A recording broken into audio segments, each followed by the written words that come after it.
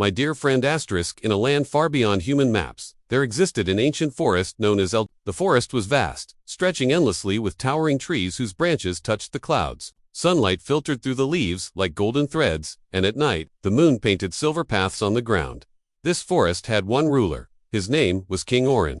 The lion, Orin, was not just strong, he was legendary. His roar could silence the forest, his golden mane shimmered like fire, and his presence alone was enough to make the bravest animals lower their heads.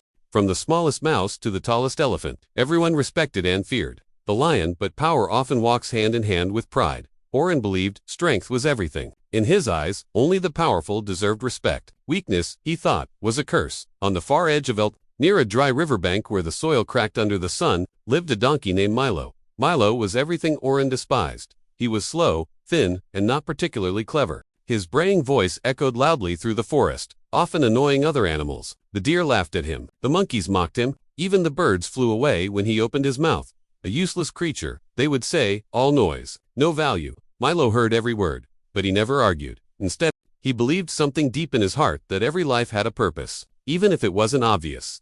A fateful encounter one summer afternoon. The heat was unbearable. The small ponds had dried up, and food was scarce. Milo wandered deeper into the forest than he ever had before, hoping to find water or fresh grass. His hooves trembled as unfamiliar smells filled the air. Then, silence. The forest went quiet in a way that only meant one thing: a presence. Orin stepped out from behind the trees. His shadow fell over Milo like a dark cloud. So, the lion growled, "A donkey dares to walk into my territory." Milo froze. His legs shook, but he forced himself to stand straight. "Yes, my lord," Milo said softly. Orin circled him, amused. "You know I could end your life in a heartbeat." "I know," Milo replied, "but running would not change my fate." The lion stopped. No animal had ever answered him like that. "Why are you not begging?" Orin asked. Milo looked up, meeting the lion's eyes for the first time. "Because life has dignity," he said, "even when it is small." Something shifted inside the lion just slightly. Instead of killing him, Orin stepped back. "Go," he said. "You are not worth my hunger." Milo bowed and slowly walked away, unaware that he had just planted the first seed of change in the king of the forest. An unlikely bond. Days passed, then weeks. Milo continued to live near the lion's territory, careful never to cross boundaries. Surprisingly, Orin did not chase him away. Sometimes, the lion watched from afar. The donkey was strange. He helped injured animals, shared food when he had little, and never complained, even when mocked. One night, a storm struck. Thunder shook the ground, and rain poured like the sky was breaking. Many animals panicked. Milo stood near the caves, braying loudly, not in fear, but to warn others of falling trees and rising water. Orin watched. That night, for the first time in his life, the lion wondered, could weakness hide a different kind of strength? The real threat, the true danger, came not from within the forest, but from humans. Hunters. They arrived quietly, setting traps, lighting small fires, carrying weapons that shined in the dark. Even King Orin was not safe from them.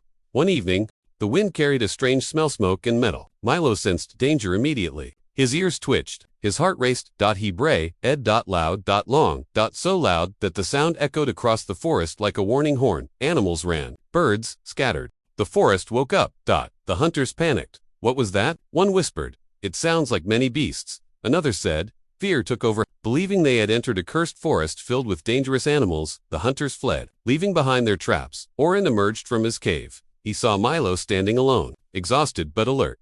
"You did this," the lion said slowly. Milo lowered his head. "I only did what I could."